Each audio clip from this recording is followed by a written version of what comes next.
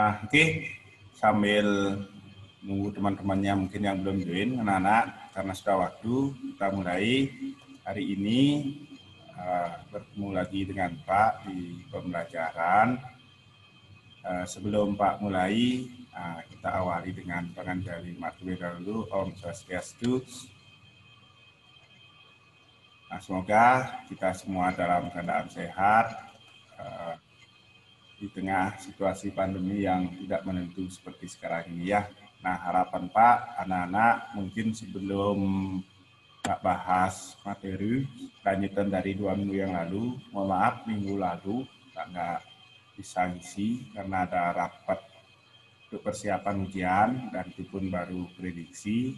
Dan ini juga Pak izin nuker, harusnya jadwalnya jam ketiga, nanti jam 9 ada rapat lagi secara virtual, biar tidak terlalu banyak kosong juga ya. Nah, anak-anak kelas 12 semua, seperti inilah keadaan kita semua di sekolah, di provinsi, bahkan di negara kita, anak-anak. Nah, satu-satunya cara ya kita pokoknya ngikut dari arahan pemerintah, dari arahan Satgas saja. Kalau sudah boleh masuk ya kita masuk, kalau belum diizinkan ya gangguin. Ya, jadi itu kita sikapi secara bijak semua, jangan hanya dilihat di satu sisi, ya dari semua sisi. Mungkin nanti kita juga akan lihatin sekitar 2 hari yang lalu juga cerita sedikit, ada sidak juga sekolah dari Satpol PP, dari Satgas Kecamatan, ngecek protokol dan lain sebagainya. Nah, itu anak-anak mohon juga bisa dimaklumi, seandainya memang sudah dibolehkan, kenapa tidak? Jangan kira hanya anak-anak yang mungkin tanda kutip gitu, rindu atau kangen untuk belajar, kangen ketemu teman-temannya. Kita semua guru-guru juga punya seperti itu, ada kewajiban moral, apalagi anak-anak nanti akan ujian. Ya, kemudian yang perlu juga Pak sampaikan ke anak-anak, sampai saat ini belum ada petunjuk, sehingga Pak belum bisa info apa-apa ke anak-anak, belum ada petunjuk pelaksanaan, petunjuk teknis atau singkatnya juknis seperti itu untuk kegiatan, sehingga Pak belum berani menginfokan apapun ke anak-anak. Takutnya info yang Pak sampaikan itu salah, takutnya info yang Pak sampaikan ke anak-anak itu ada kekeliruan, terutama untuk ujian. Ya, mudah-mudahan nanti ada petunjuk, pasti akan Pak sampaikan. Nah, kemudian yang berikutnya juga nanti untuk untuk di persiapan ujian anak-anak, mungkin secara umum Pak sampaikan, waktu pengarahan untuk perkuliahan juga Pak sudah sampaikan ke anak-anak. Nah, tolong diputar mungkin tekannya kalau kemarin terlewati. Yang jelas perlu Pak tekankan, sampai saat ini Pak berulang kali sampaikan belum ada petunjuk. Kalau mungkin anak-anak nggak percaya di era keterbukaan seperti ini, coba Anda search di Google, cari prosedur operasional standar ujian tahun 2021. Nah, anak-anak mungkin terbiasa dengar kata SOP ya, bahasa Inggrisnya standar operasional prosedur gitu kalau anak-anak mau kerja. Kalau di bahasa Indonesia akan itu POS, anak-anak, prosedur operasional standar. Coba aja anak-anak search di Google POS ujian 2021. Pak yakin belum ada. Apa yang ingin Pak sampaikan, jadi nanti tinggal nunggu petunjuk yang ada. Kalau sudah ada, Pak pasti akan sampaikan kapan ujian ini, kapan ujian itu. Nah, terus nggak usah khawatir juga, nanti kalau memang sudah keluar petunjuk, keluar soalnya, itu pasti segera Pak infokan.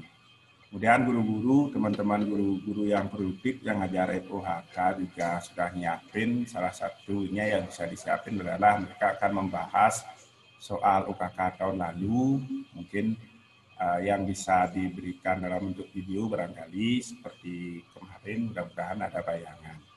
Nah, itu yang bisa dilakukan anak.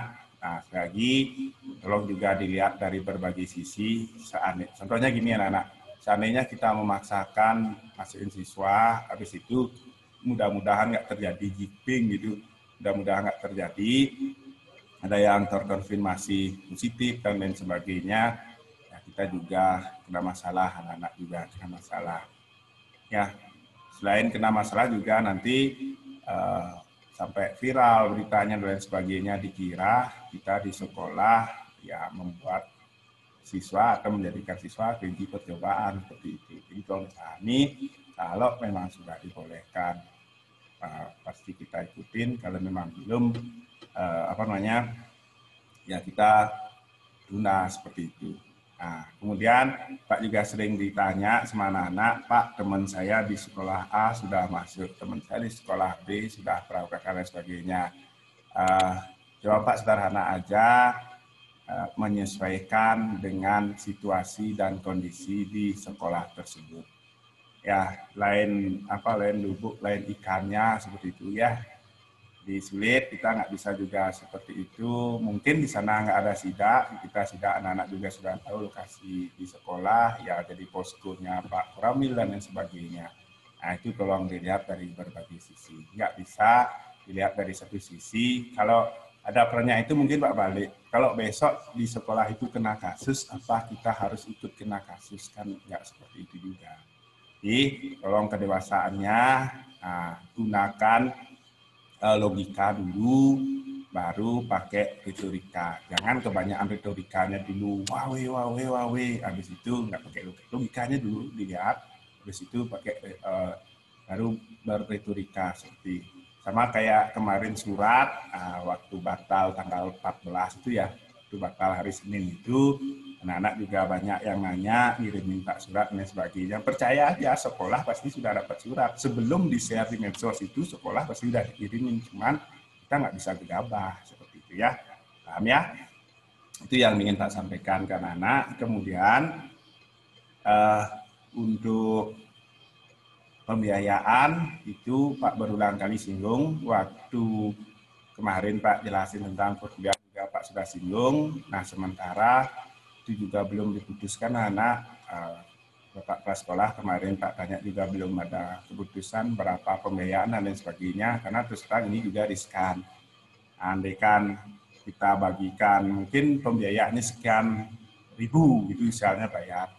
Nah, enggaklah kita tidak akan memperkeruh suasana dan lain sebagainya, masih dipersiapkan ya. Cuman sama seperti pengumuman Pak beberapa waktu yang lalu, sama saat Pak kasih pengarahan perkuliahan, pembiayaan untuk ujian sekarang belum ada rincian, entah berapa, itu Pak belum terima. Ya, karena itu diputuskan juga oleh Pak Kepala Sekolah, koordinasi yayasan, nanti kalau sudah ada mungkin Pak akan tentukan, tapi sebagai bayangan, tahun lalu yang nggak ada ujian nasionalnya, auto lulus yang tahun lalu, itu tahun lalu, surat untuk pembiayaannya adalah 2.100.000.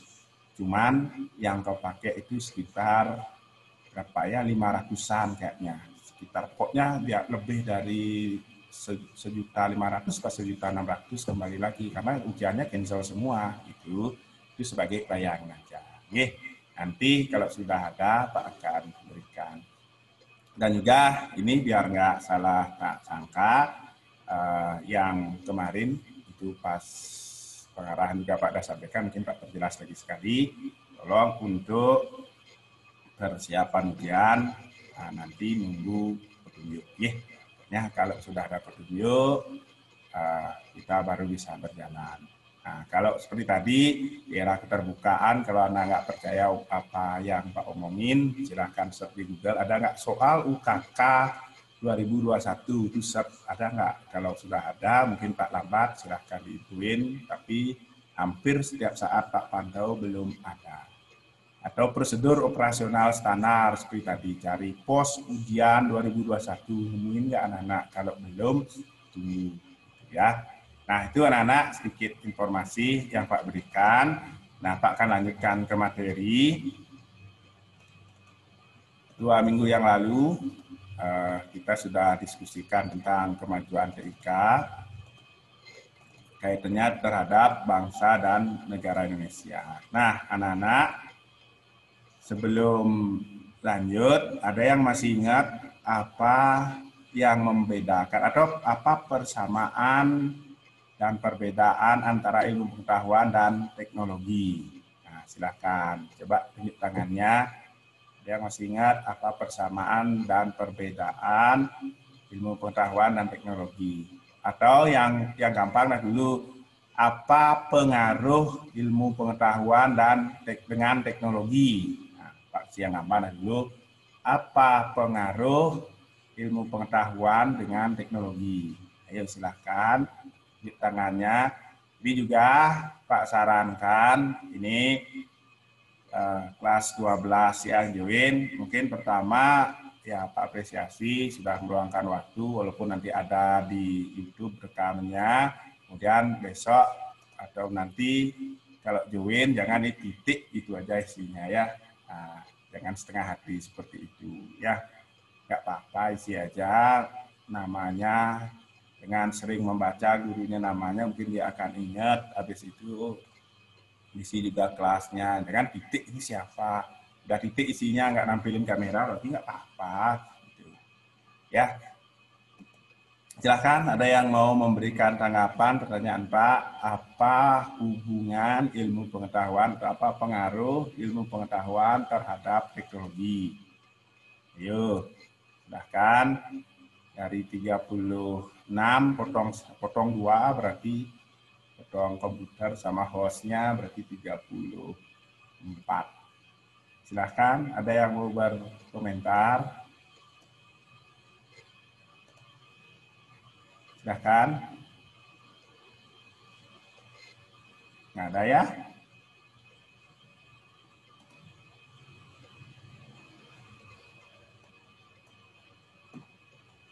Jadi lagi pertanyaan Pak saudara sekali, apa pengaruh ilmu pengetahuan terhadap teknologi? Nah, bisa, silahkan. Selamat pagi, Pak. Ya, silahkan, bisa. Hubungan antara ilmu pengetahuan dan teknologi itu, kalau ilmu pengetahuan mempunyai teori-teori atau rumus tetap, sedangkan teknologi merupakan praktik atau ilmu terapan dari teori yang berasal dari ilmu pengetahuan. Maka jika tidak ada ilmu pengetahuan, maka teknologi pun tidak akan ada. Teknologi pun tidak akan ada. Ingat ya, ilmu pengetahuan itu ibunya dari teknologi. Kalau semakin kencang ilmu pengetahuannya, teknologinya semakin gimana nih, Sa? Semakin. Kalau ilmu pengetahuannya semakin maju, teknologinya semakin apa? Semakin maju juga. Semakin maju juga ya. Dingin di sana ya, pakai topi juga. Ya, Pak, hujan. Ya, ini Pak tampilin langsung, saya lihat di gimana tampaknya ya. Oke, terima kasih. Bisa. Yang lain barangkali, bagi satu orang, silahkan. Ada?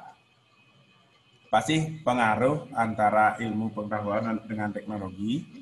Ada yang ingin berpendapat, silahkan. Syukurnya, saya ketemu anak-anak dari jauh. Ya, udah dari jauh, habis itu kameranya mati, saya nggak tahu ini muridnya join aja, habis itu ngapain, saya juga kurang tahu, tapi syukur sudah ada yang join juga, itu jauh lebih baik. Jadi udah join jauh lebih baik daripada nggak rumus sama sekali gitu ya. Itu yang Pak sampaikan kemarin, banyak sedikitnya pengetahuan yang anak peroleh ya tergantung bagaimana anak-anak mengikuti proses. Ibarat numpang sekolah itu ibarat anak-anak numpang bus. Nah, numpang bus, kalau pertanyaannya apakah nanti saya akan bisa sampai di tujuan semua, pasti sampai di tujuan. Ya, nanti tergantung cara anak-anak numpang bus itu. Kalau kamu numpangnya duduk dengan rapi, ngikutin, anak-anak nggak akan mabuk. Kalau numpang busnya main-main, ngelanting dan lain sebagainya, mungkin besar anak mabuk. Itu juga belajar. Anak-anak ikuti dengan baik, Pak yakin mungkin Pak ngomongnya 120, anak-anak pasti bisa serap. Atau 10 lah. Timbang sama sekali juga belajar kan gitu ya. Nah, oke, kalau tidak ada, Pak akan lanjutkan aja. Nah, kemarin beberapa minggu yang lalu kita sudah bahas, ini sudah anak-anak lihat, kemudian juga sudah Pak berikan. Nah, pengetahuan itu teori-teori atau konsep, ingat kuncinya, teori-teori atau konsep berdasarkan fakta-fakta. Artinya kebenarnya dapat dibuktikan, itulah pengetahuan. Kemudian teknologi itu metode yang rasional. Kata kuncinya canggih, ini sudah, tolong diingat-ingat anak-anak.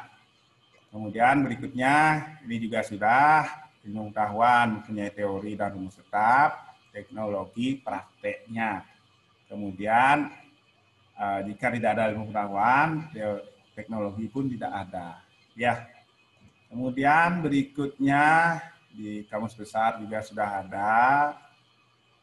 Kemudian menurut para ahli juga sudah kita bahas kemarin. Nah, ini dari bahasa Yunani, tolong diingat, siapa tahu nanti di ujian sekolah ada soal yang gampang seperti ini, jangan sampai anak-anak salah nyamar teknik ya, bahasa Yunani teknologi itu teknik dan logos. Kemudian berikutnya Pak bahas, kemarin kita sampai di sandang pangan itu.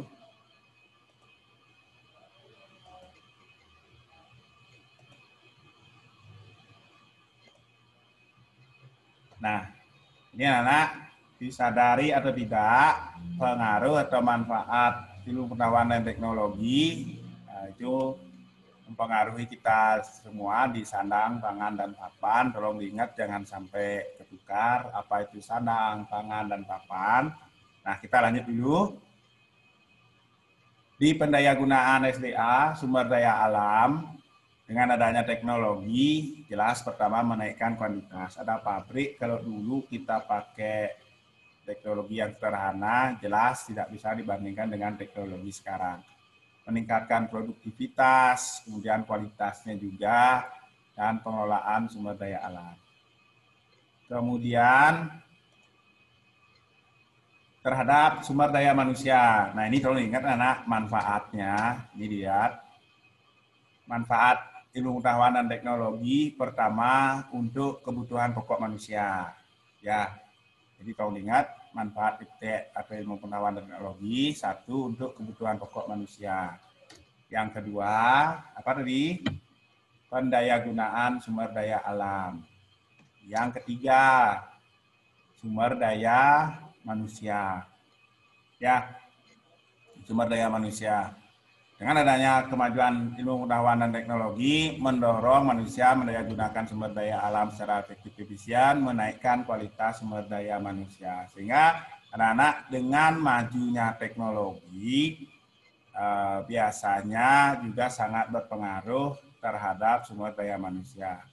Kan tetapi seperti yang Pak sampaikan beberapa waktu yang lalu, teknologi itu bagaikan pisau. Kalau kita pintar pakai pisau, jelas akan bisa menyelesaikan masalah.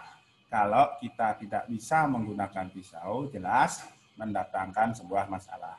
Itulah kalau kita lihat dari dua sisi yang berbeda. Teknologi itu seperti tadi, seperti pisau, kalau kita bisa pakai, dia akan menyelesaikan masalah.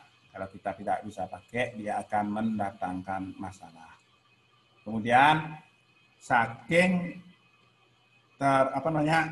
tergantungnya manusia dengan teknologi, sumber daya manusia ini dengan teknologi, yang paling terkena dampaknya adalah interaksi. Disadari atau tidak, dengan adanya kemajuan teknologi, itu kita akan merasa atau akan terjadi fenomena interaksi kita berkurang, ya. Sehingga ada juga sebuah ungkapan yang menyatakan teknologi itu mendekatkan yang jauh, menjauhkan yang dekat. Nah, kadang kita sambil mungkin saya sering lihat foto, lihat kondisi pas kita ngerembug, nah kita sibuk dengan gadget masing-masing. Nah, seakan-akan teman-teman yang jauh itu dekat sekali sama kita, sedangkan teman kita yang dekat itu kita nggak berinteraksi. Sehingga benar juga ada yang mengatakan teknologi bisa mendekatkan yang jauh, tapi juga bisa menjauhkan yang dekat, seperti itu ya. Kemudian terhadap komunikasi dan transportasi. Nah, komunikasi juga sudah menggunakan telepon, satelit, dan radar. Kemudian sarana transportasi juga sudah. Itu kita sudah bisa rasakan dengan adanya teknologi, komunikasi kita sangat lancar seperti sekarang. Bayangkan kalau tidak ada teknologi seperti ini, mungkin dari bulan Juli baru naik kelas 12 kita hampir tidak bisa bertatap muka kalau tidak ada teknologi seperti ini.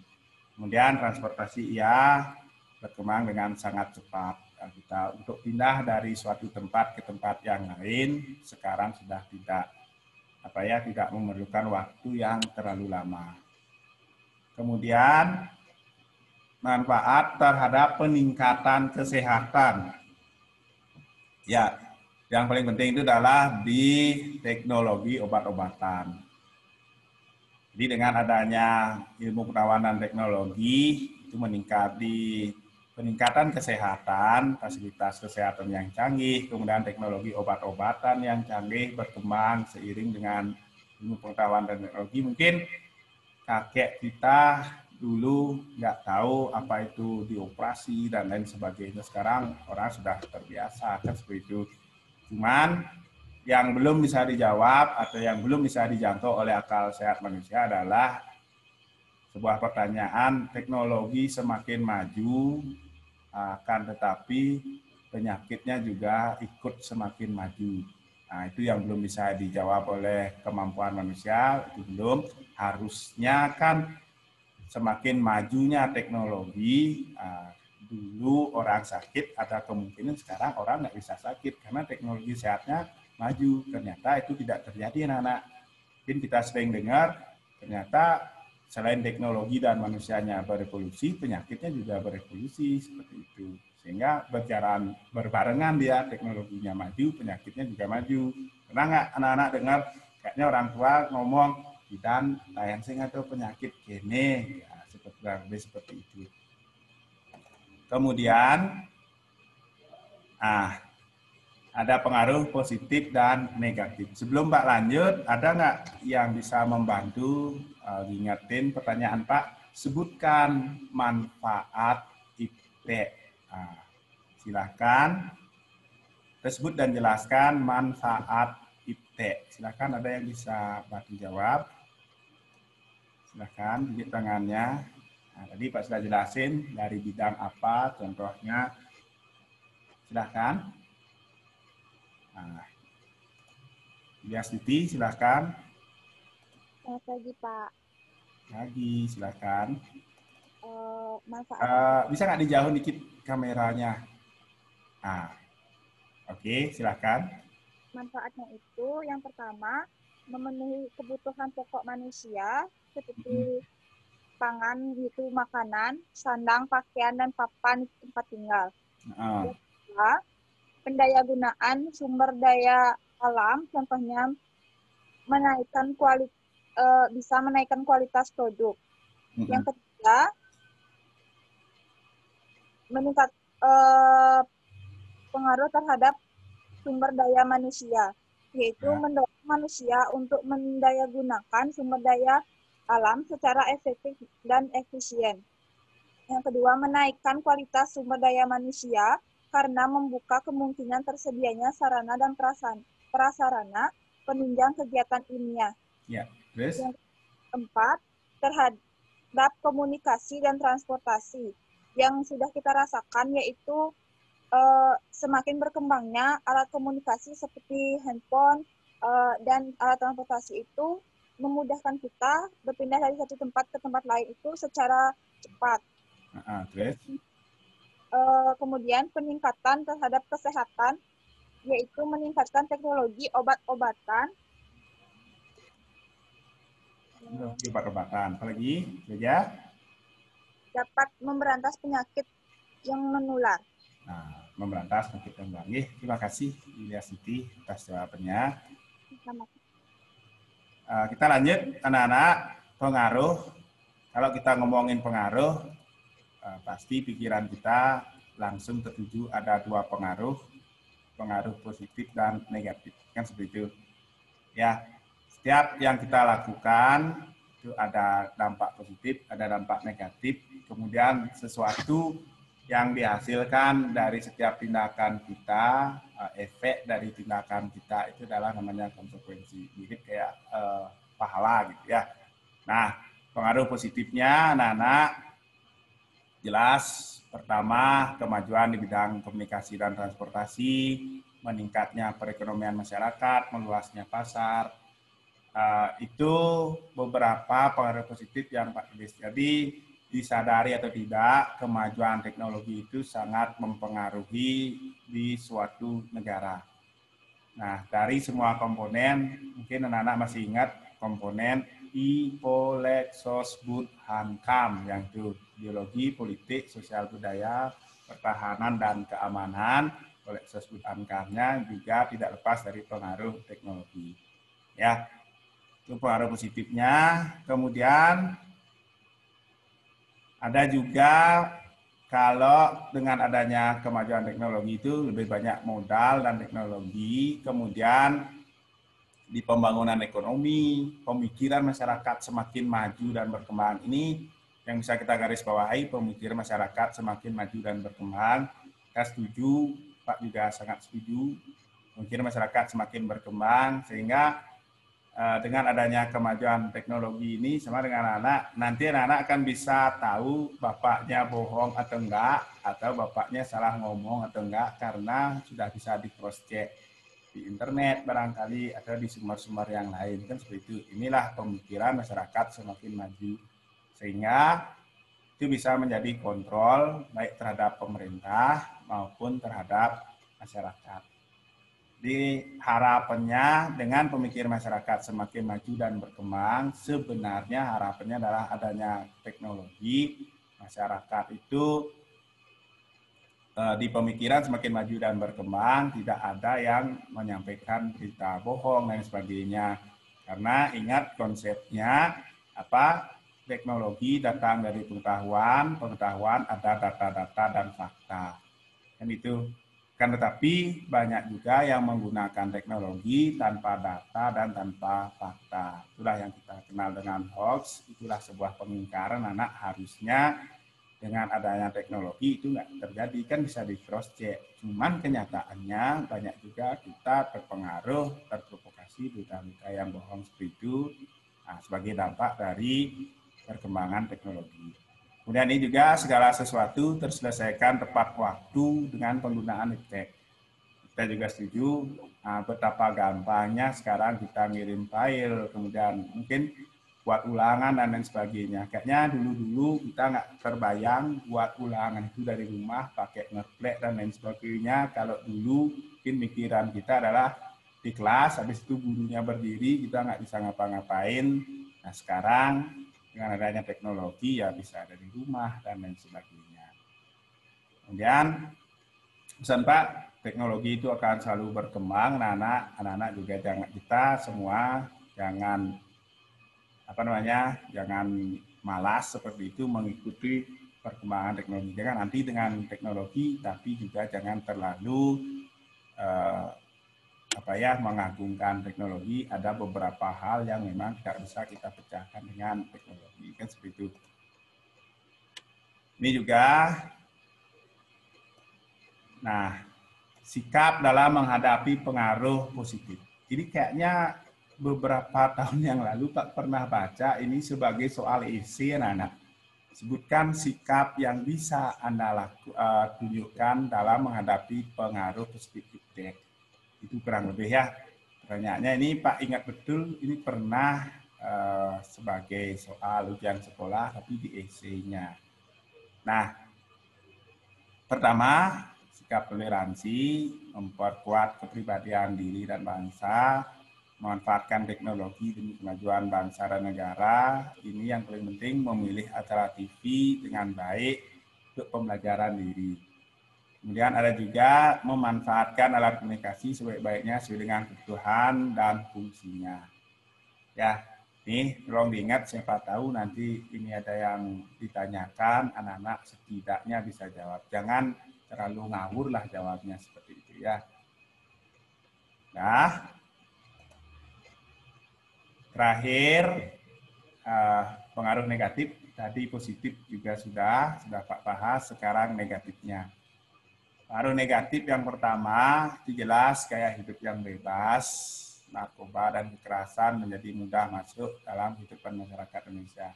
Disadari atau enggak, ini sudah terjadi sama kita, gaya hidup yang bebas, narkoba dan lain sebagainya. Ada para ahli yang mengatakan manusia sekarang itu kayak dipaksa berkembang sebelum masanya gitu. Mungkin bahasa Balinya dikarbit, dipaksa dipaksa matang sebelum waktunya. Ya, itu salah satu pengaruh negatifnya. Mungkin kalau anak-anak dengerin ocehan orang tua. Nah, dia sering mengatakan kayaknya dulu anak-anak nggak seperti sekarang. Nah, itu. Sehingga saya pernah baca ada yang mengatakan kayaknya manusia sekarang itu dipaksa berkembang lebih cepat, gitu. Dipaksa matang lebih cepat. Itu salah satunya pengaruh negatif ilmu pengetahuan teknologi. Nah,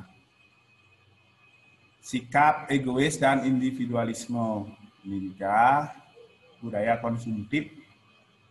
Kemudian ini tadi sudah Pak bahas, dia akan mendekatkan yang jauh dan menjauhkan yang dekat. Ini salah satu dampak negatifnya ya.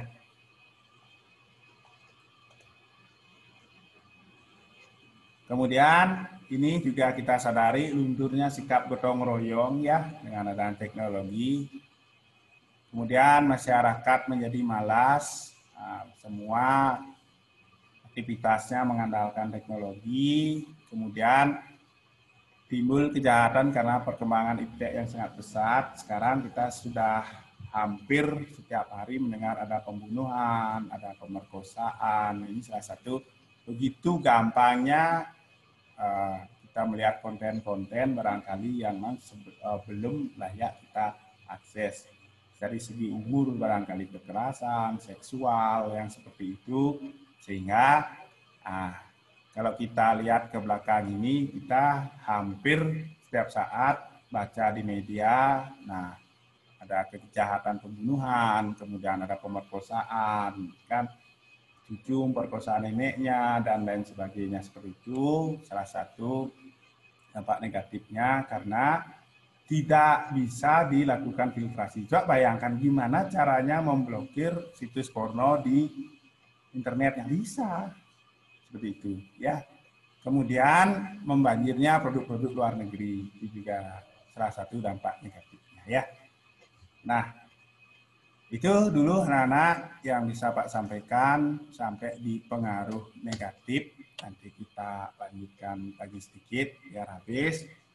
Nah, untuk hari ini Pak simpulkan bahwa teknologi itu selain berdampak pada kemajuan suatu bangsa, juga memberikan dampak positif dan negatif.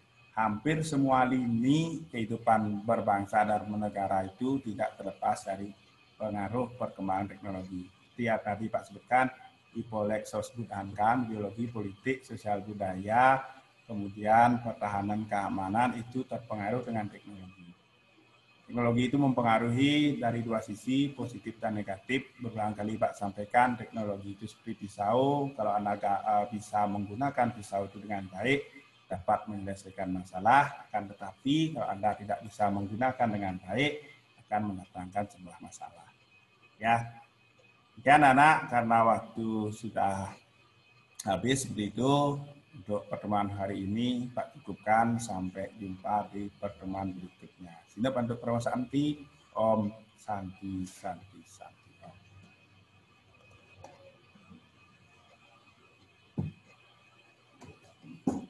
Terus Pak Murah, yang maluin, kita rapat dari provinsi, Pak.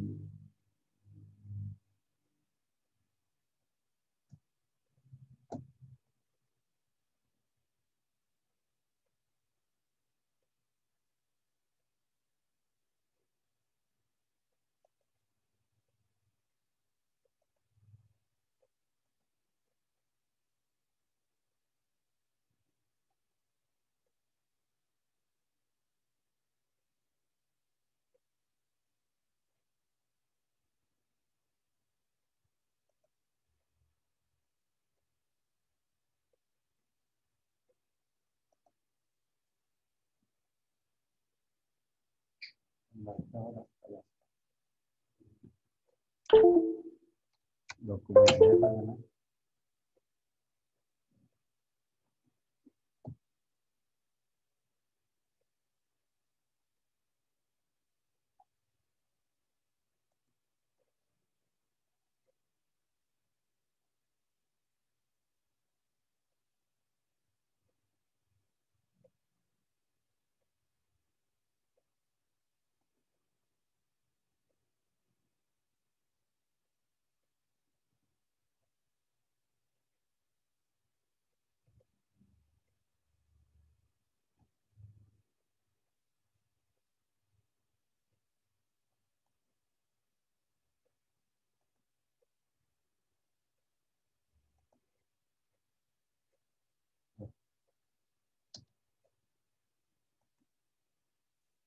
Kok nggak kelihatan gimana? Stop, stop. Kan kita.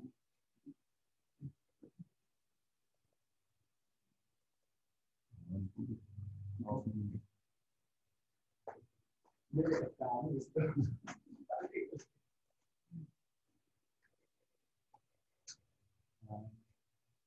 Nah,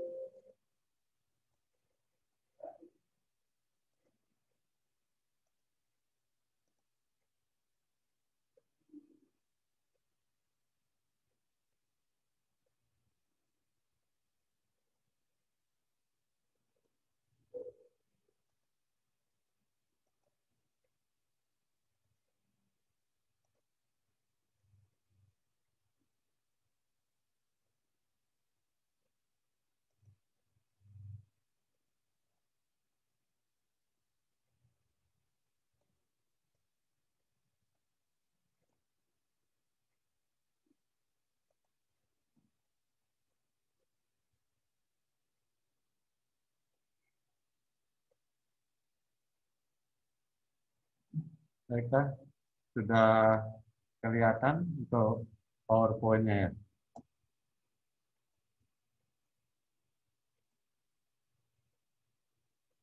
Suaranya Pak sudah kedengaran?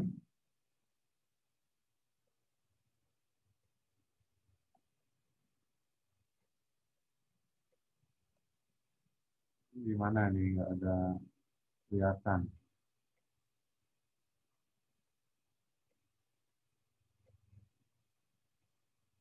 Udah kedengaran suaranya? Sudah. Oke, kita mulai ya. Oke, jadi kita mulai dengan panganjali umat terlebih dahulu. Om Swastiastu. Baiklah, untuk anak kelas 12, pada pertemuan sebelumnya kita sudah sempat membahas tentang formulir yang digunakan, cuman terkendala pas di menit terakhir itu komputernya diupdate ya secara otomatis, sehingga kurang lebih lagi 5 menit itu Pak tutup pembelajarannya. Nah, untuk pertemuan kali ini kita akan melanjutkan setelah kalian sebagai seorang petugas room attendant, kalian mendapatkan room report sebagai informasi pelaksanaan tugas, sehingga kalian dapat melakukan persiapan dari room report yang dibagikan kepada kalian. Setelah kalian mendapatkan informasi dari room report ini, maka selanjutnya formulir yang kalian lengkapi yaitu adalah Romboy Need Control Sheet. Jadi tampilannya seperti ini. Jadi definisinya di sini apa fungsinya sudah sempat kita bahas, atau ada yang masih ingat nggak? Bisa bantu nggak mengingatkan? Apa sih fungsi formulir ini? Kartini, silakan Kartini.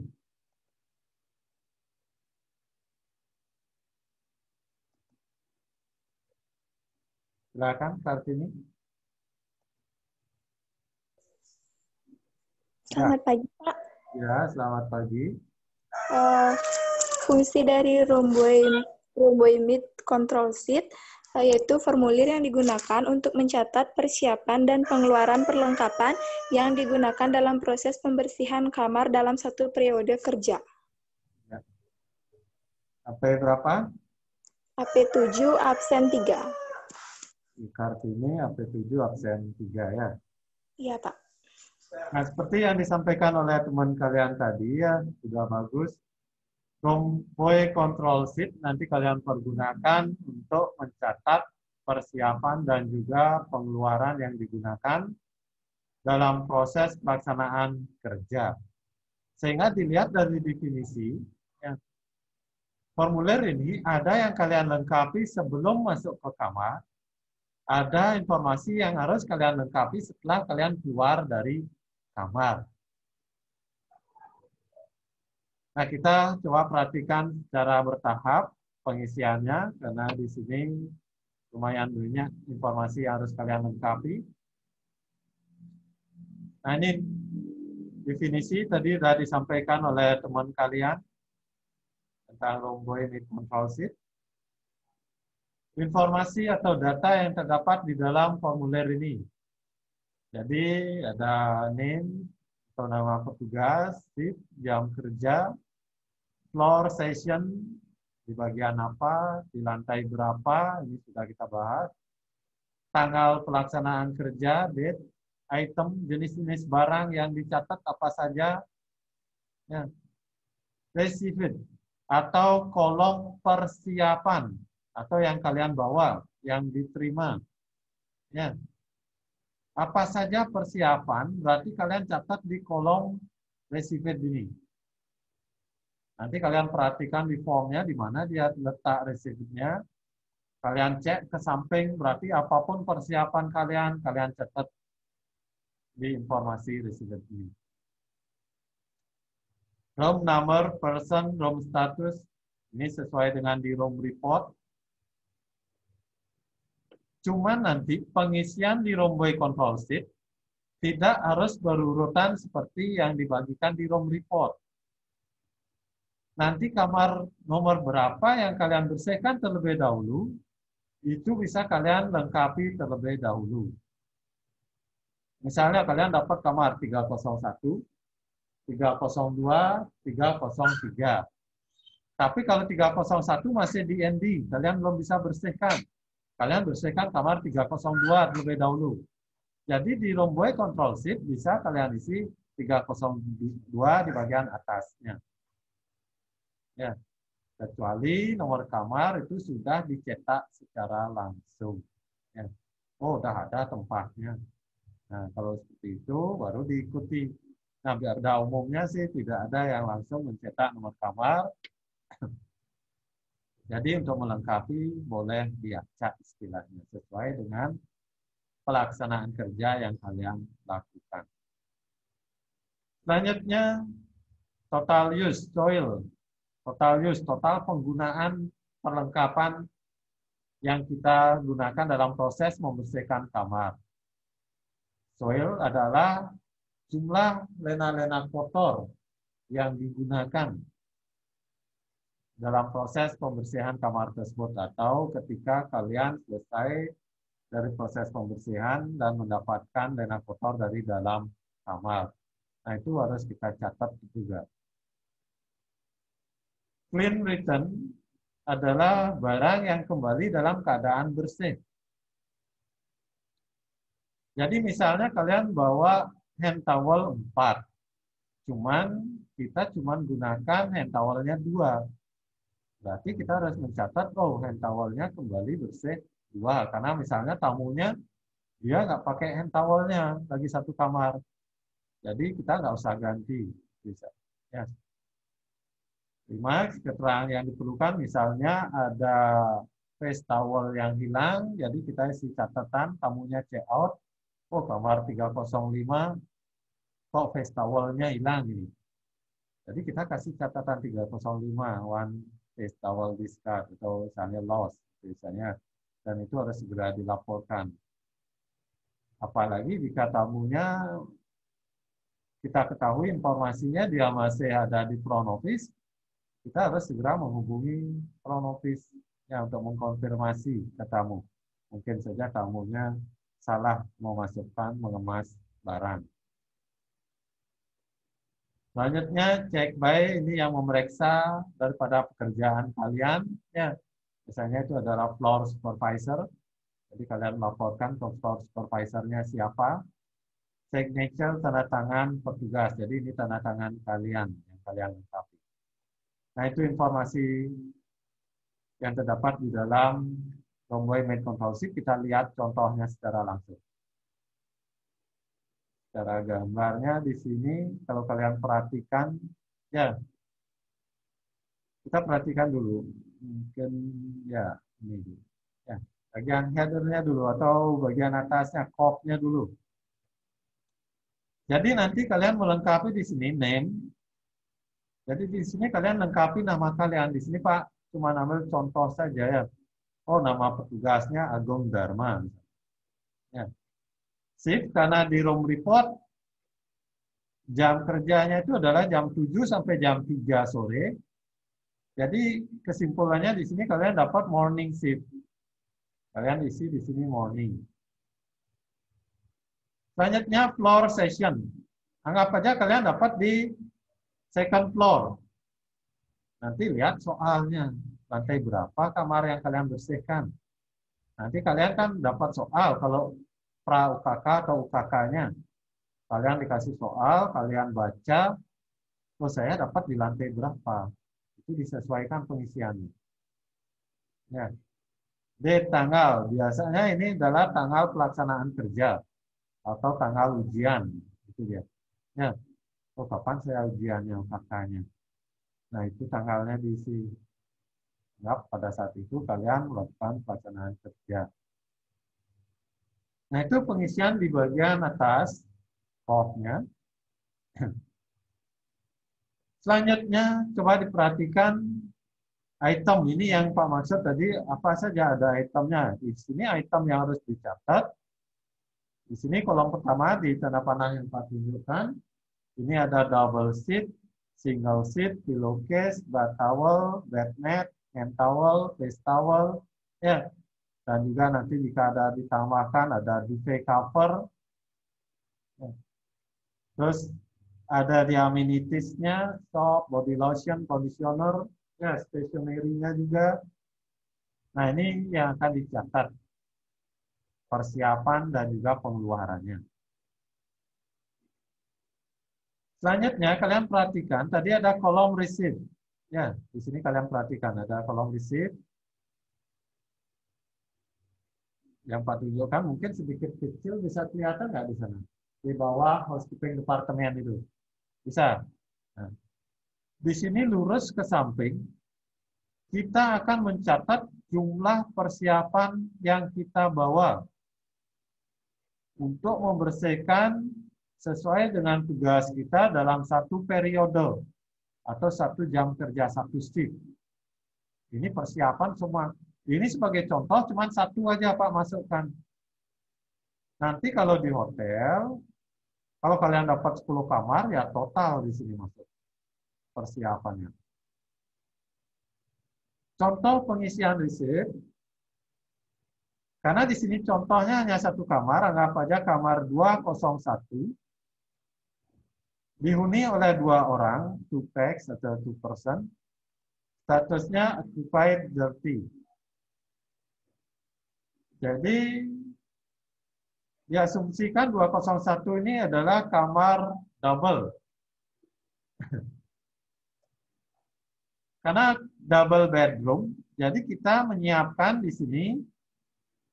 Jadi kalian masukkan di sini ada 3 seat, 2 pillowcase, 2 bed towel, 1 bed mat, 2 hand towel, 2 face towel, begitu juga amenities yang lainnya.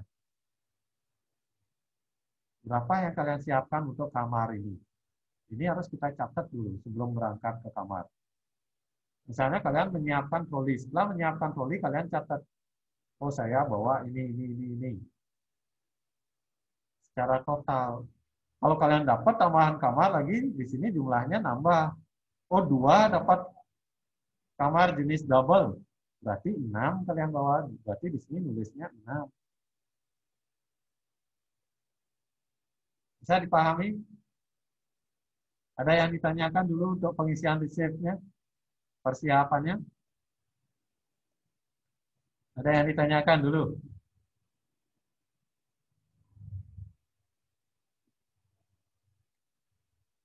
Kusuma Dewi ada nggak? Kusuma Dewi ini? Kusuma Dewi? Di sini ada Kusuma Dewi, ada nggak? Selamat pagi, Pak. Ya, Kusuma Dewi gimana untuk pengisian resepnya bisa dipahami? Apa? Pengisian bagian resep ini. Ada yang mau ditanyakan? Udah jelas? Udah. Nah. Jadi resep ini apa, Kusuma Dewi? Riset ini untuk pengisian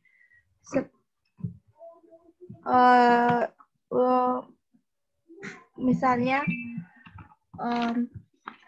untuk membersihkan kamar room number 201 ya, dengan jumlah tamu 2 orang dengan status OO occupied dirty ya.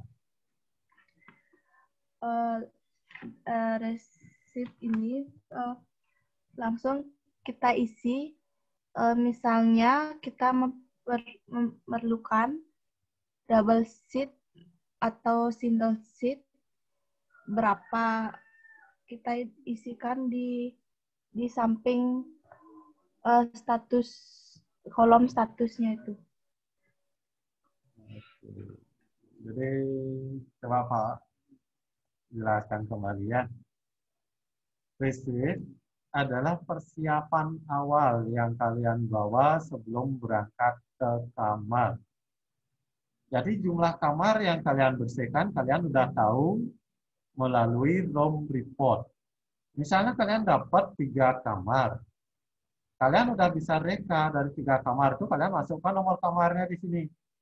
Nah, di sini ya kalian isi persiapan yang kalian bawa, berapa jumlahnya. Ya, bukan di statusnya, di resepnya lurus.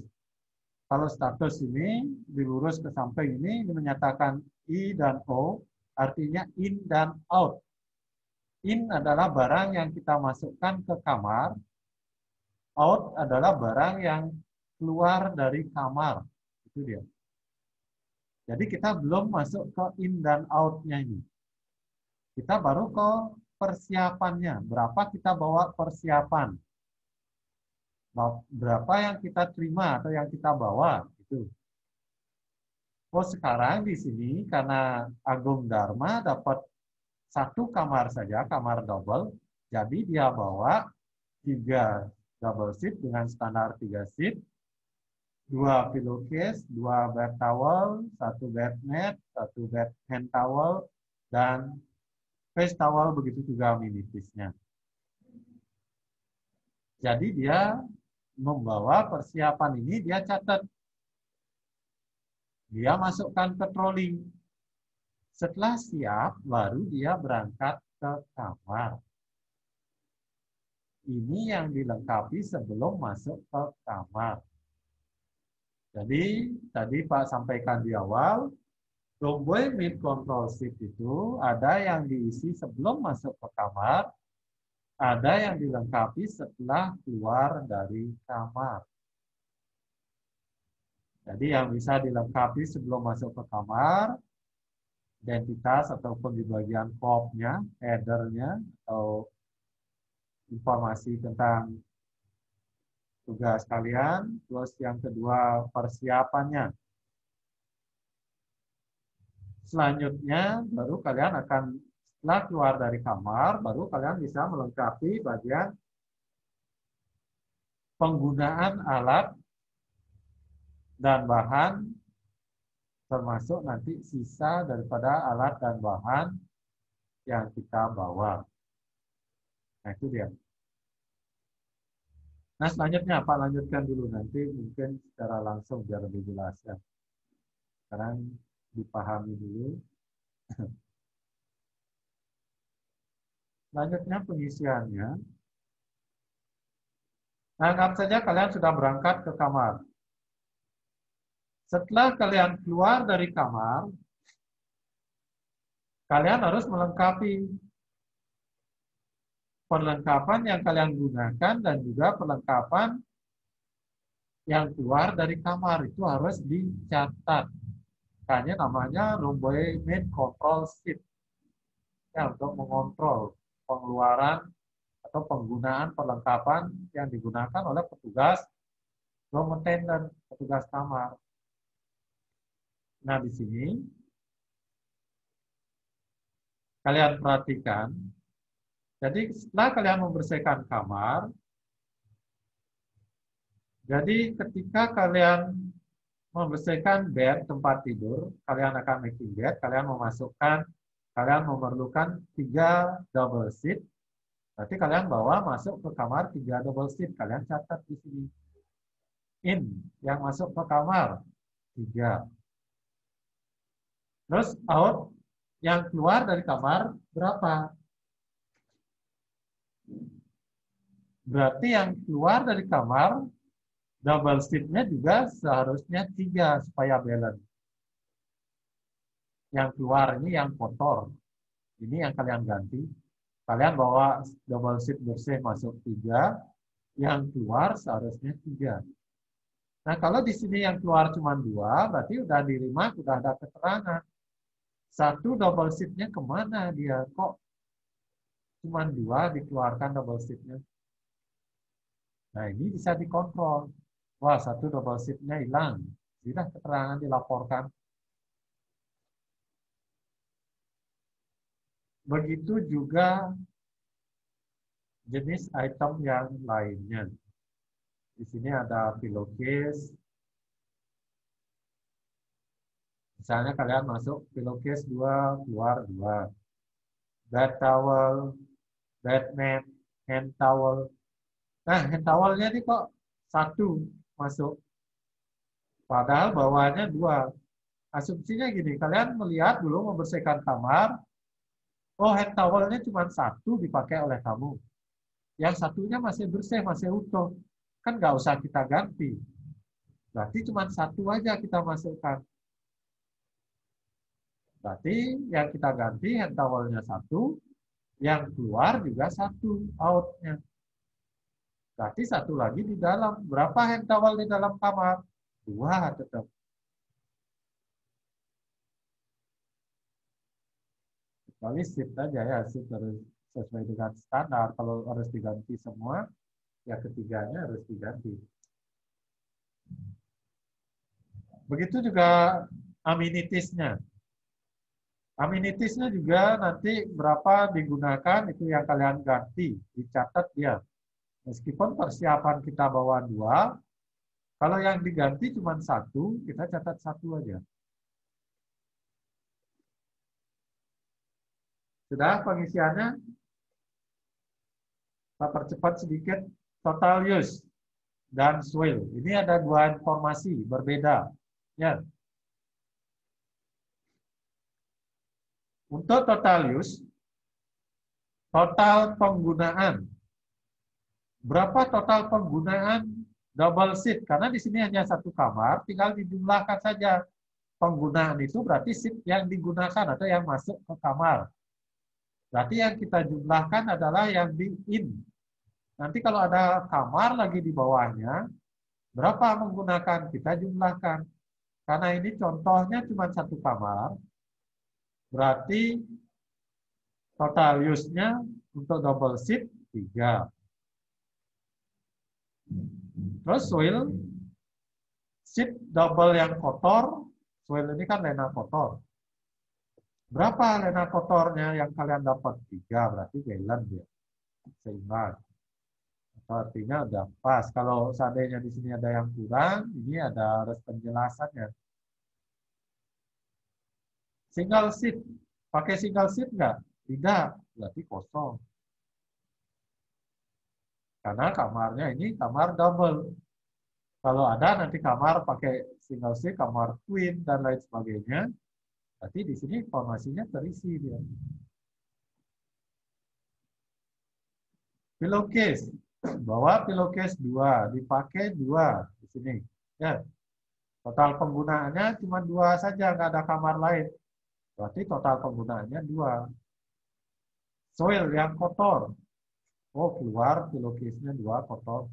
Berarti di sini soilnya, pillowcase-nya 2. Nah, Pak ambil contoh clean return, yang kembali bersih ya. Bawa double shift 3. Dipakai 3, total penggunaannya 3.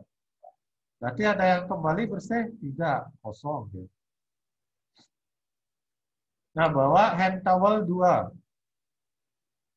Dipakai 1. Ada hand towel bersih nggak kembali? Ada 1. Kita bawa 2, kita cuma gunakan 1, pengisiannya di sini. Total use-nya sehingga di sini 1, total penggunaan hand towel. Karena digunakan cuma 1, tidak ada kamar lain. Berarti kita punya 2, kita pakai 1, clean return pengisian di bawah ini. Berarti kembali hand towel-nya bersih 1. Begitu juga yang lainnya. Ya. Jadi ini pengisian Romboy Made Control Sheet. Tinggal di bawahnya signature. Ini tanda tangan kalian. Ya, kalian isi di sini nama, tanda tangan, petugas apa, Robert Tender misalnya. Checked by ini supervisor nanti. Misalnya Andi, supervisor. Dia yang melengkapi. Nah itu Romboy Made Control Sheet. Ada yang ditanyakan?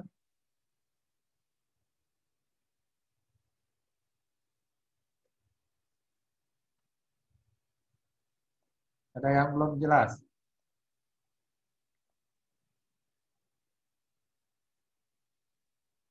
Sudah. Sebelum Pak lanjutkan ke formulir selanjutnya. Oke, total use itu apa? Ada yang bisa mengulangi nggak? Apa sih maksud total use itu? Cara mencarinya gimana? Di sini ada total use.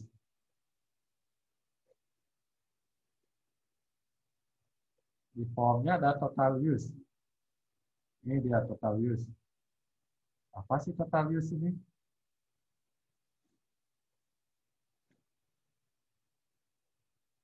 Cynthia, silakan Cynthia.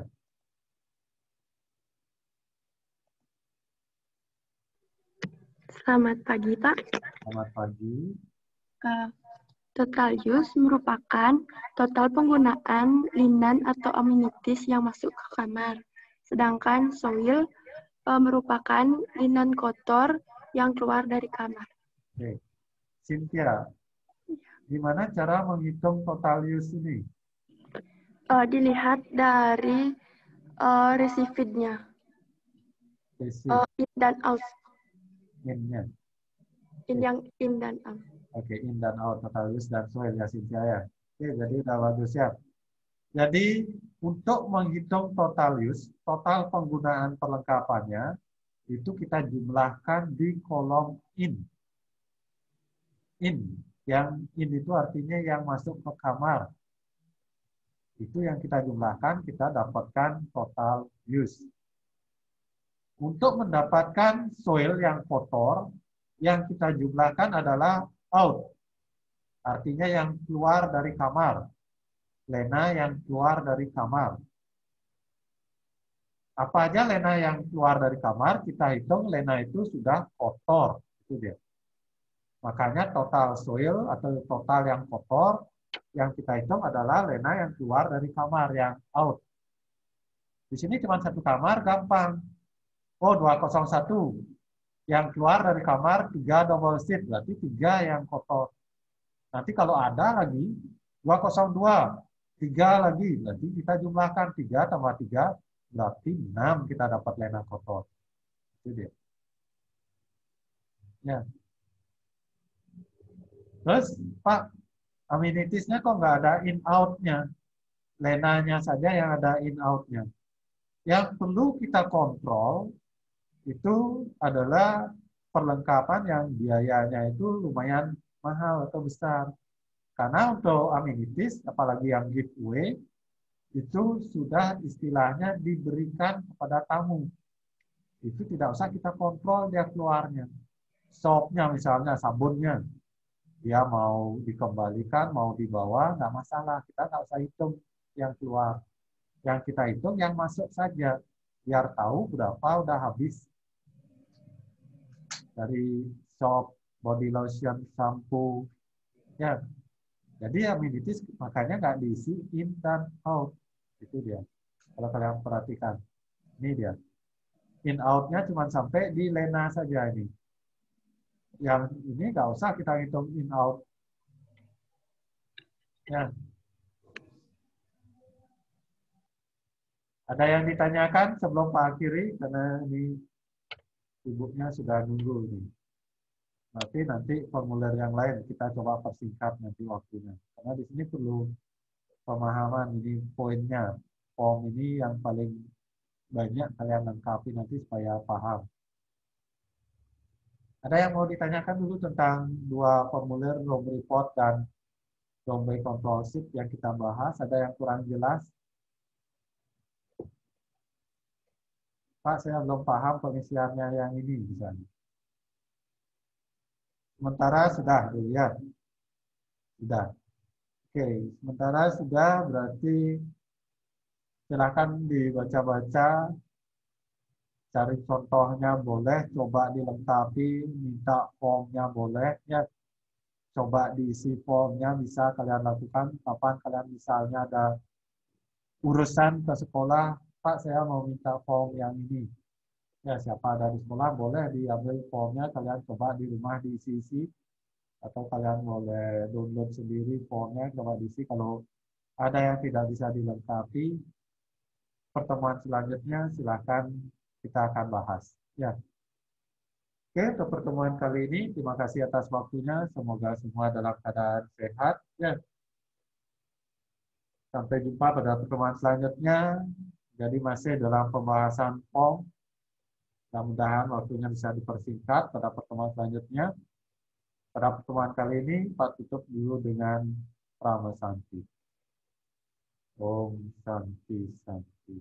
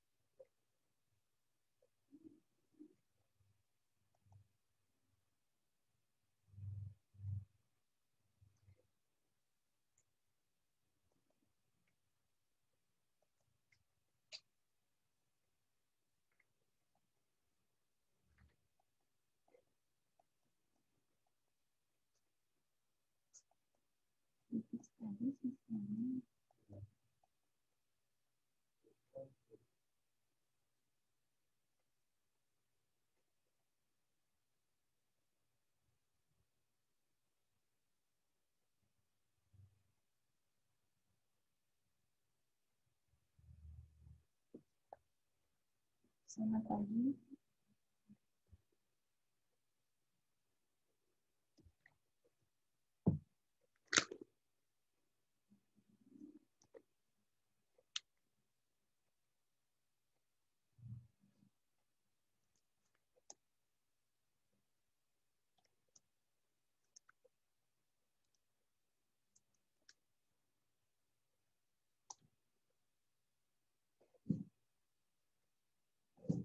Selamat pagi anak-anak Ibu kelas 12.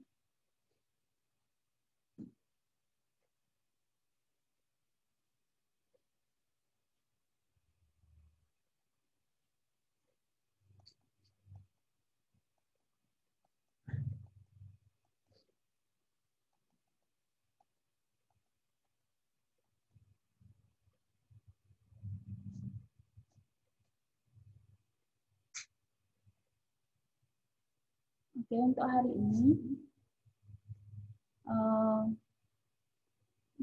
pelajaran agama Hindu dan Dipekerti di kelas 12 Ibu yang mengisi kembali ya. Setelah kemarin Bapak Swadananya yang mengisi. Untuk hari ini materi selanjutnya yaitu yoga dalam kehidupan sehari-hari.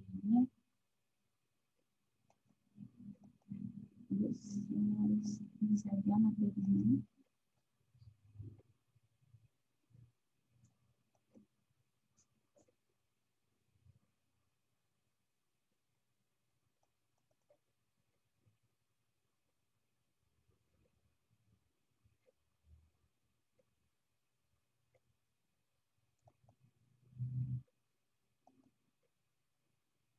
Baik, kita akan bahas materi yang terakhir dalam Astanga Yoga ya, yaitu yoga dalam kehidupan sehari-hari. Oke, yang punya buku paket silakan buka buku paketnya. Oke. Setelah kemarin Bapak Swadana sudah menjelaskan bagian-bagian dari Ashtanga Yoga, ya. Dan bagaimana cara mengaplikasikan atau bagaimana cara melakukan atau mempraktekkan gerakan Ashtanga Yoga. Sekarang Ibu akan lanjut ke materi yoga dalam kehidupan sehari-hari. Ya, seperti apa kegiatan atau pelaksanaan yoga yang bisa kita lakukan dalam kehidupan sehari-hari. Mungkin barangkali secara tidak langsung sebenarnya kalian sudah mempraktekkan ya yoga itu sendiri dalam kehidupan kalian sehari-hari. Namun kalian kurang sadar atau kurang tahu dan kurang mengerti. Nah, untuk kali ini Ibu akan jelaskan cara mengaplikasikan yoga dalam kehidupan sehari-hari.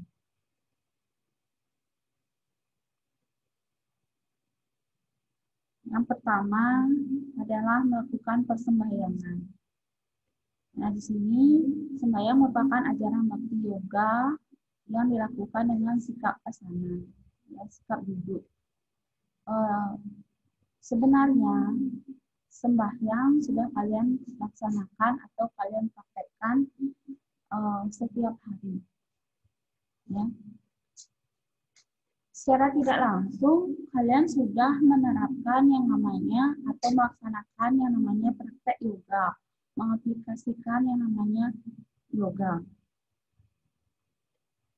Ya, sembahyang merupakan bagian dari ajaran bakti yoga.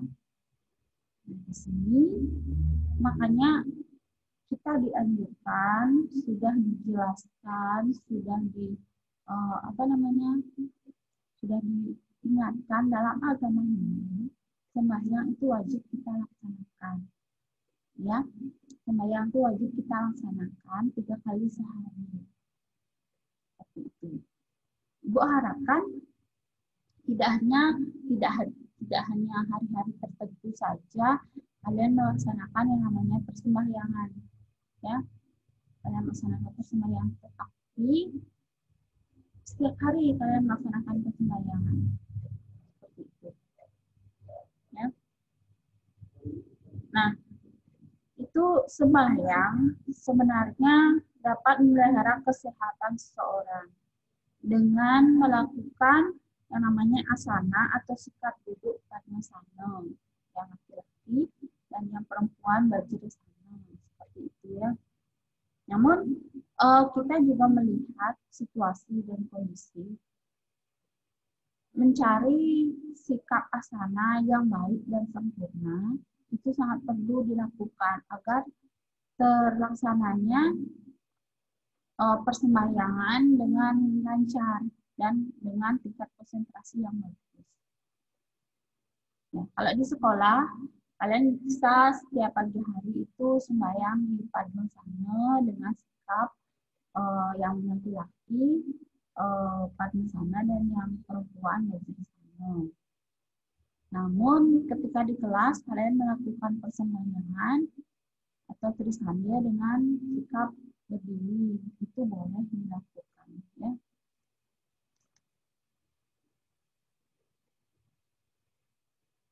Selanjutnya, menghormati orang tua atau guru.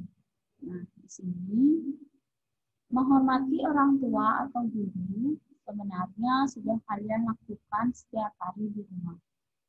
Ya, sudah kalian lakukan setiap hari di rumah. Bahkan itu harus kalian tanamkan dalam diri kalian bahwa saya harus menghormati orang tua atau guru. Ya. Karena menurut para Mahamsa Yogananda mengatakan bahwa dalam sehari saja kita dapat membahagiakan, mematuhi, dan menghormati, menyayangi orang tua kita. Terus itu dianggap berlatih yoga 8 jam secara intensif. Ya, itu berlatih yoga 8 jam secara intensif yang sebenarnya dibimbing oleh guru sejati yang dianggap telah melakukan perjalanan evolusi. Jadi ketika kalian bisa membahagiakan orang tua, ketika kalian bisa menghormati guru kalian di sekolah, guru kalian di lingkungan masyarakat, ya, itu kalian dianggap sudah berlatih yoga selama 8 jam secara intensif. Ibu harap di sini semua memiliki yang namanya pikiran, yang memiliki yang namanya saya harus membahagiakan orang tua atau guru saya sendiri. Dengan cara apa? Dengan cara mematuhi, menghormati, ya, apa perkataan beliau, apa yang diberikan petunjuk oleh beliau. Nah, sebagian besar orang tua dan guru itu tidak pernah memberikan arahan yang buruk bagi anaknya. Guru tidak pernah memberikan arahan yang buruk bagi anak didiknya. Ya, seperti itu. Bahkan guru sendiri sebenarnya menganggap anak didiknya itu adalah anaknya sendiri. Bagaimana seorang guru itu berusaha sedemikian mungkin, sedemikian rupa agar anak didiknya mendapatkan nilai yang terbaik, ya, mendapatkan kelulusan yang sempurna, seperti itu. Seperti sekarang belajar daring seperti ini, walaupun kita tidak pernah bertatap muka sama sekali, walaupun ibu tidak tahu siapa anak didik ibu, bagaimana rupanya, bagaimana sifatnya sehari-hari, setidaknya kita tahu sebagai guru itu nama anak didik kita siapa, dari mana, ya, dan bagaimana dia mengikuti, mematuhi, menghormati gurunya sendiri. Ya, karena itu acuan bagi seorang guru untuk menilai anak didiknya di masa pandemi. Ya, ibu anggap sebagai anak didik yang aktif menjawab pertanyaan di grup misalnya, mematuhi laporan-laporan, mematuhi nasihat-nasihat, mematuhi aturan-aturan yang berlaku di sekolah, ibu itu anggap anak didik ibu sudah mematuhi ibu sendiri sebagai gurunya. Ya, jadi ibu harap kalian memiliki pikiran yang jangka panjang ya untuk selalu menghormati orang tua atau guru kalian. Ibu lanjut.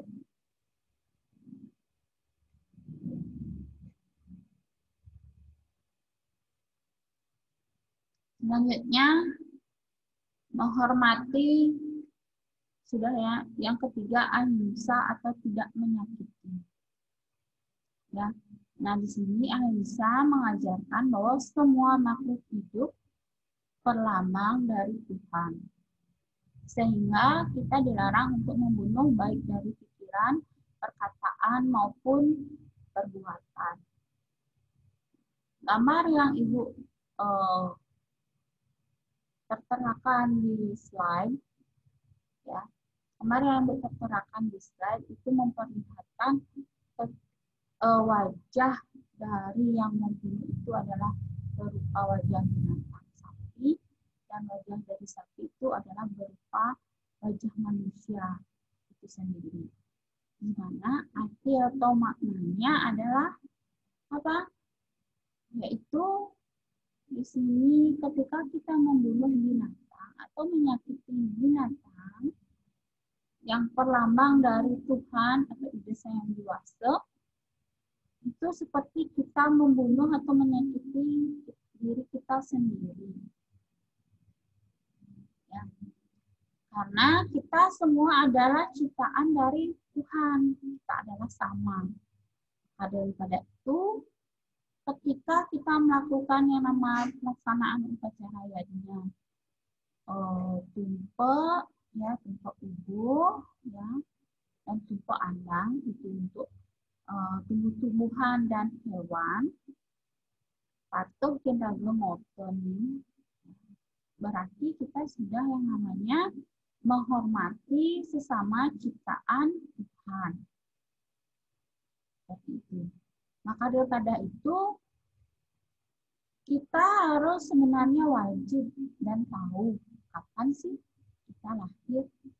Bukan Ibu minta tanggal dan bulan tahun berapa. Kalau kalian merayakan ulang tahun, berarti kalian merayakan bertambahnya umur kalian. Di mana sebenarnya bertambahnya umur kalian, itu kalian peringati akan merayakan atau memperingati semakin cepatnya kalian hidup duniawi ini dan apa yang sudah kalian lakukan pada saat kalian hidup. Sudahkah kalian berbuat baik? Sudahkah kalian mentaati ajaran agama kalian? Bukan itu yang Bu maksud. Tapi di sini yang Bu maksud ketika kalian tahu buku apa, ya, buku apa kalian lahir, ya. Terus pada saat itu kalian lakukan otonan.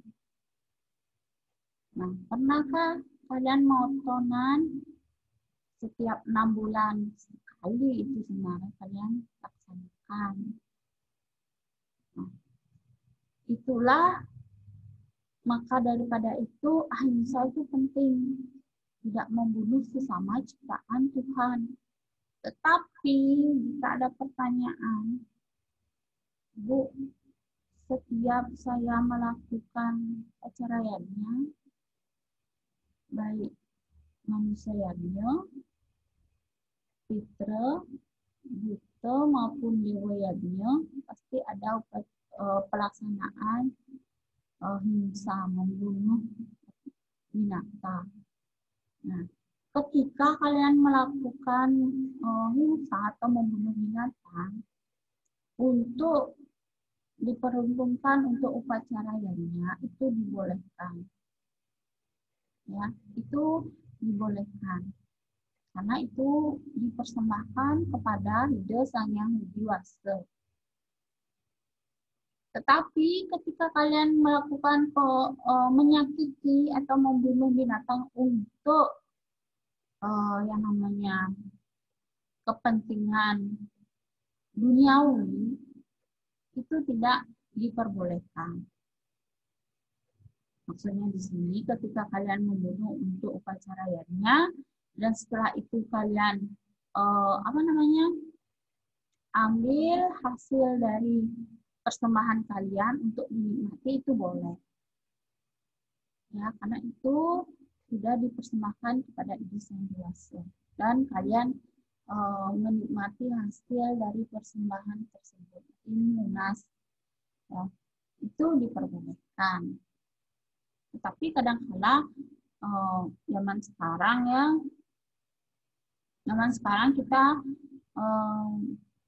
membunuh hewan itu secara besar atau dalam skala besar atau banyak, itu lebih diperuntukkan untuk duniawi. Kita pakai makan, kita untuk dipersembahkan untuk para tamu gitu misalnya, itu skalanya lebih besar, lebih banyak daripada untuk dipersembahkan kepada Ida Sang Hyang Widi Wasa. Nah, inilah disebut dengan zaman Kaliuga, ya. Kalian sudah hidup atau masuk pada zaman Kaliuga. Jadi Ibu inginkan janganlah sampai kalian menyakiti yang namanya hewan atau tumbuhan. Ya.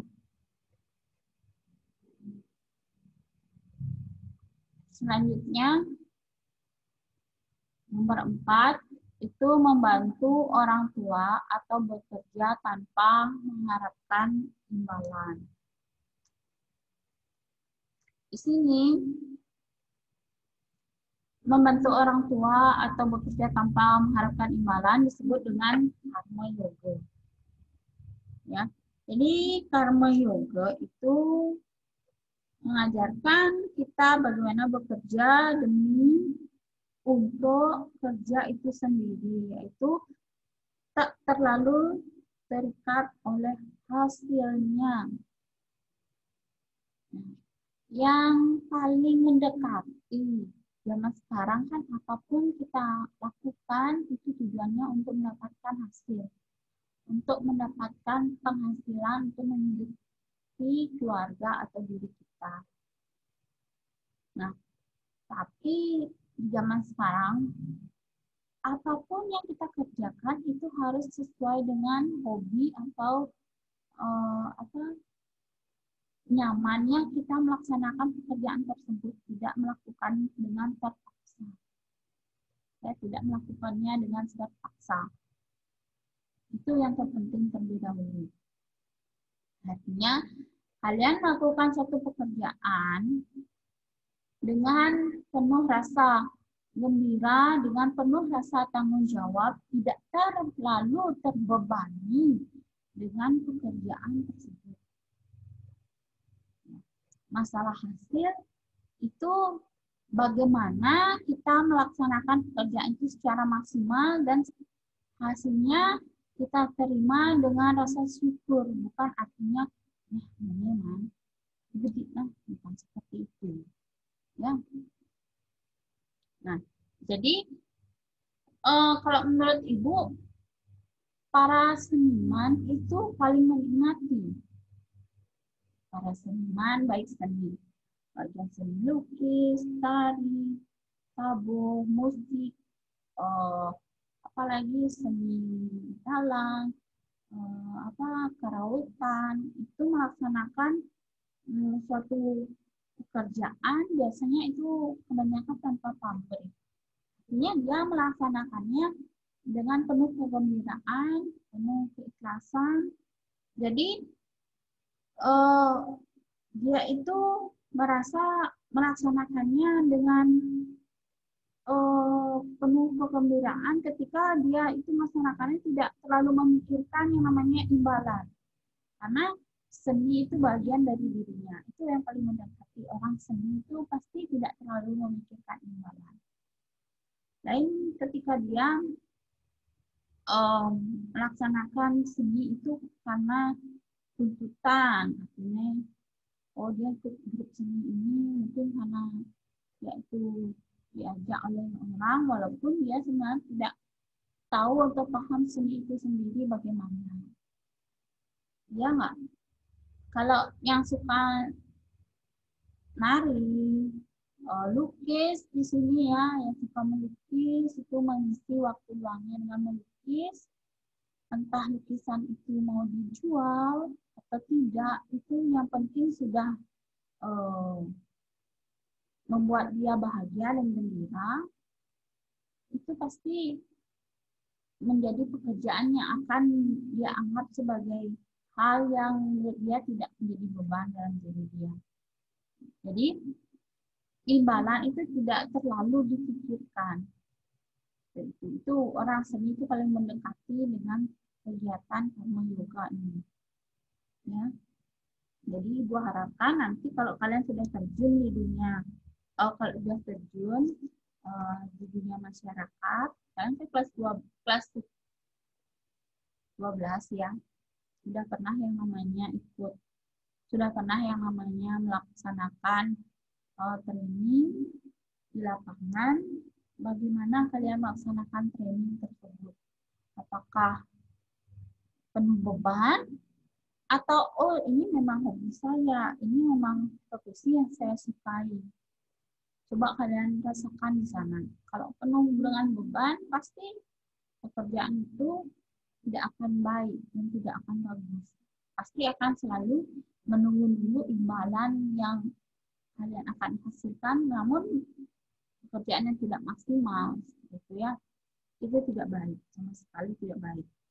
Ibu yang menikmati karena memang dari dulu hobi dan keinginan Ibu memang menjadi guru, ya seperti itu ya. Selanjutnya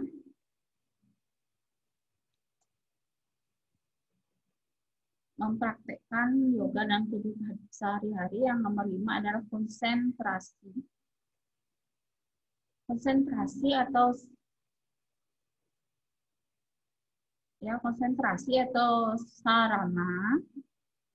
dharana maksud Ibu.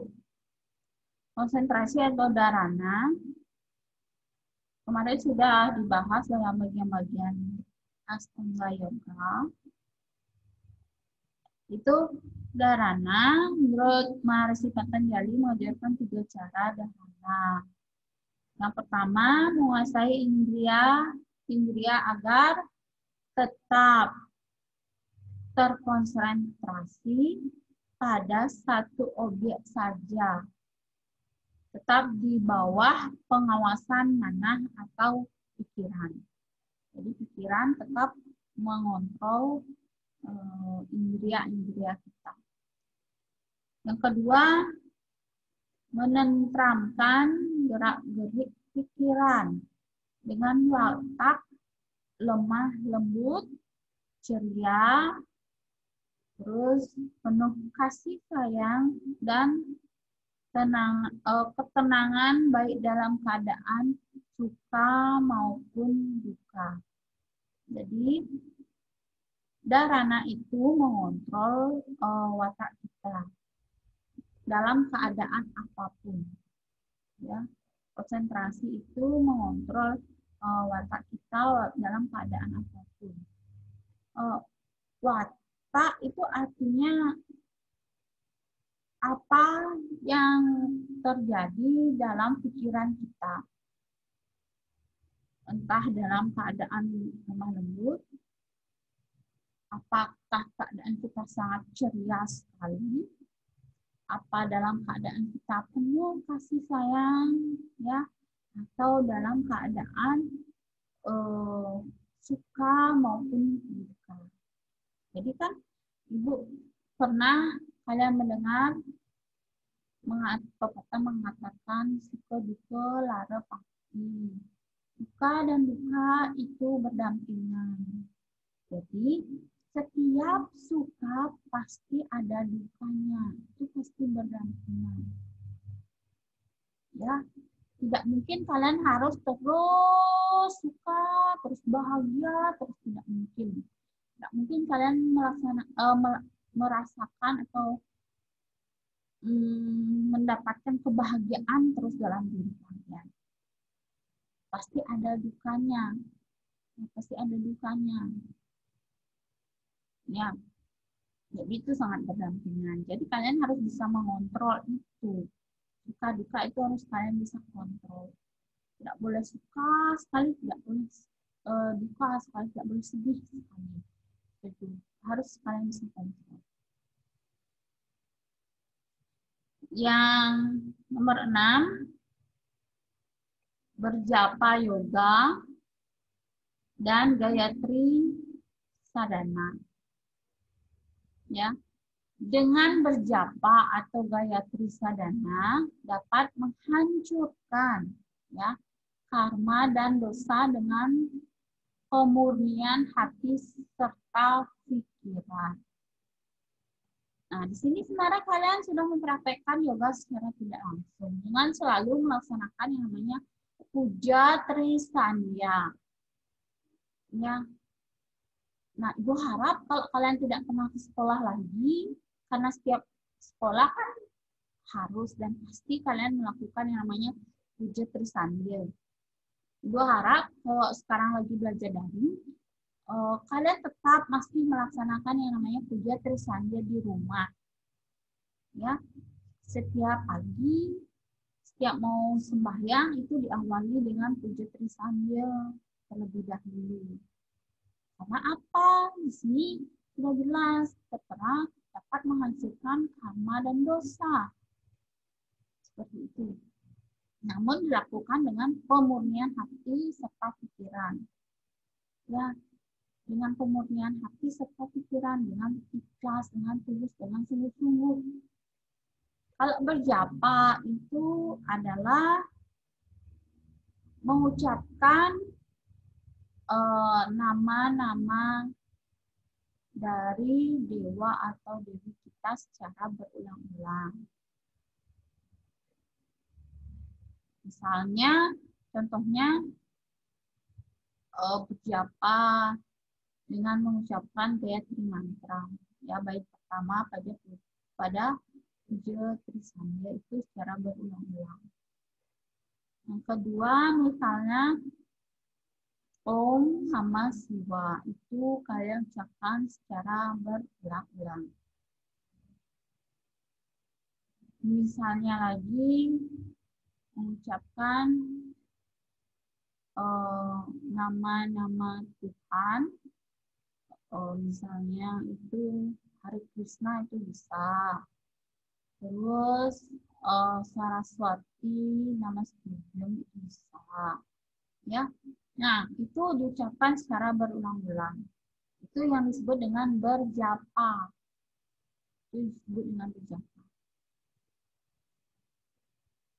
Sudah?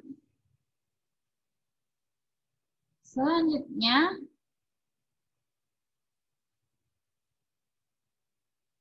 dhyana. Dhyana adalah merenung atau pemusatan pikiran, meditasi, dan refleksi. Jadi, dhyana pada pembahasan tadi minggu lalu sudah dijelaskan bahwa Bapak Swadana sudah menjelaskan dhyana adalah merenungkan atau pemusatan pikiran atau meditasi dan refleksi. Di sini melaksanakan dhyana identik dengan melakukan meditasi dan yoga. Kalian bisa melaksanakan dhyana atau merenungkan pemusatan pikiran pada saat kalian melakukan yang namanya pengonsentrasian diri. Ya, tadi konsentrasi yang disebut dengan dharana, lalu dilanjutkan dengan dhyana.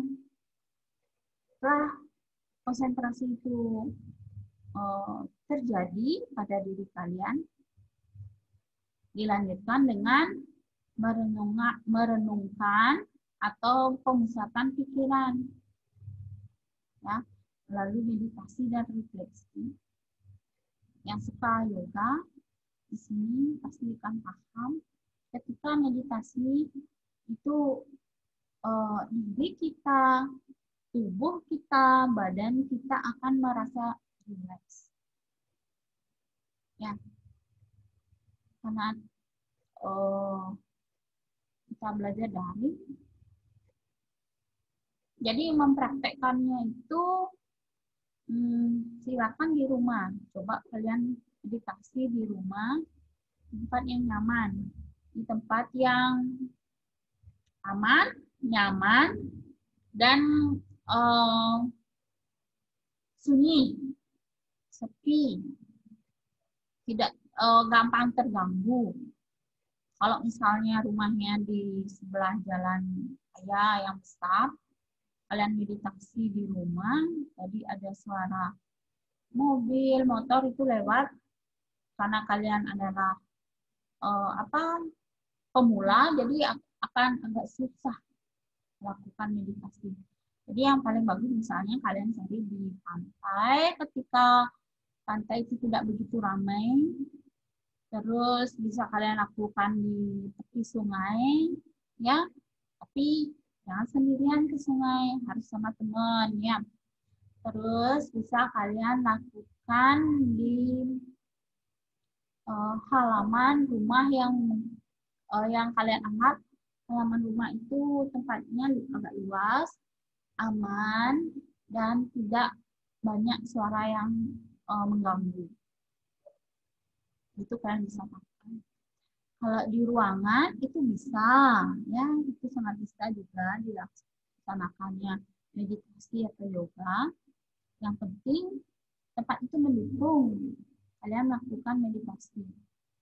Cepat melakukan yang namanya meditasi. Gitu.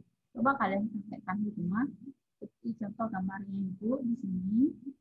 Duduk Ya, duduk, sikap asana, cari sikap asana yang nyaman, ternyaman. Ya, lakukan dengan Vajrasana, bersila, tarik nafas, pranayama, lalu mulailah yang namanya dharana atau konsentrasi. Setelah konsentrasi itu terjadi, baru masuk ke dhyana, meditasi atau refleksi. Jadi pikiran tenang, nyaman, rileks, gitu. Ya.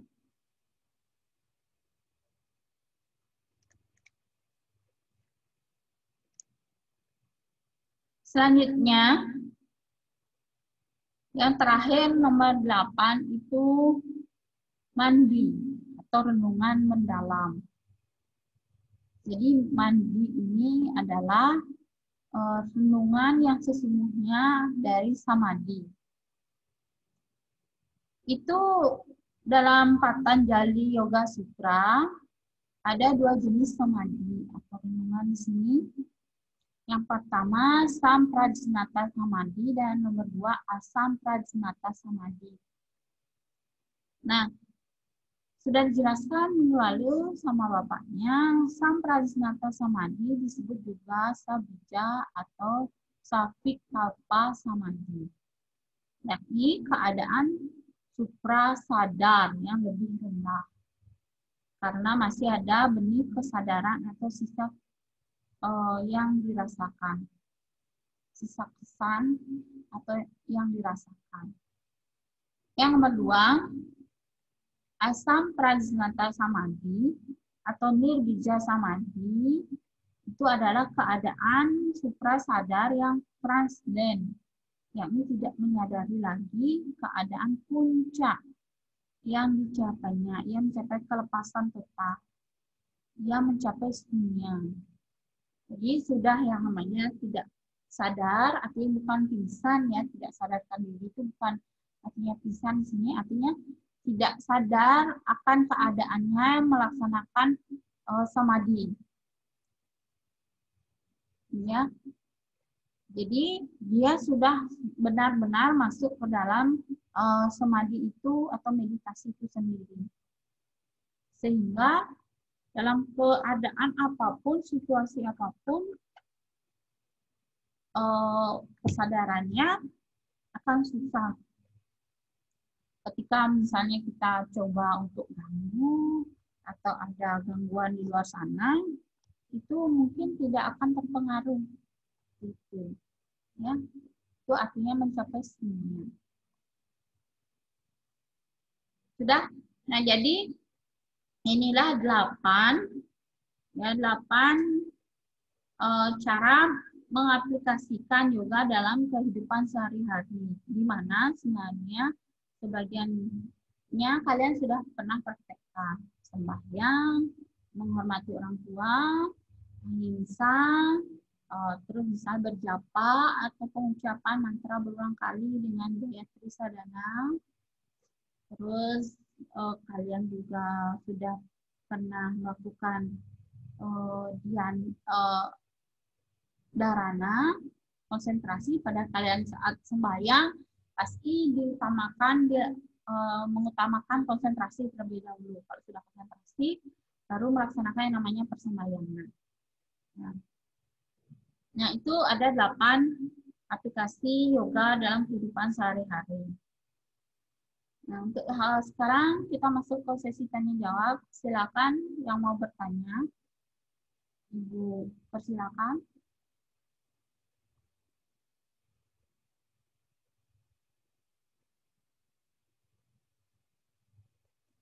Kalau yang mau bertanya, raise hand boleh atau dibuka saja mikrofonnya. Silakan.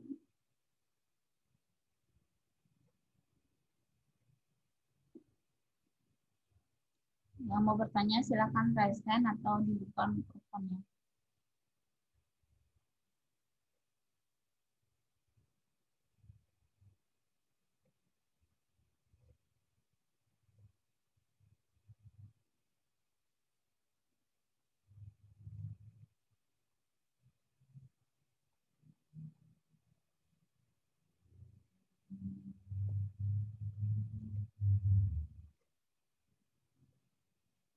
Ada? Ada yang tanya?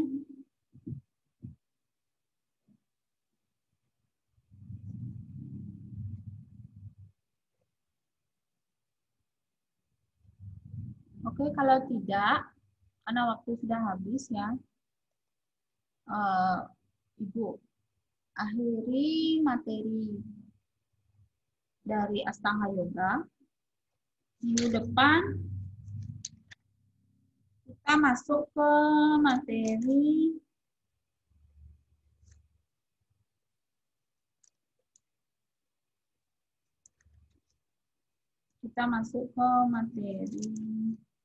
Dasa Yama Brata, ya. Oke, untuk hari ini Ibu akhiri. Selamat pagi. Ya, selamat pagi dan semoga dalam keadaan sehat semuanya. Terima kasih. Om Santi Santi Santi Om.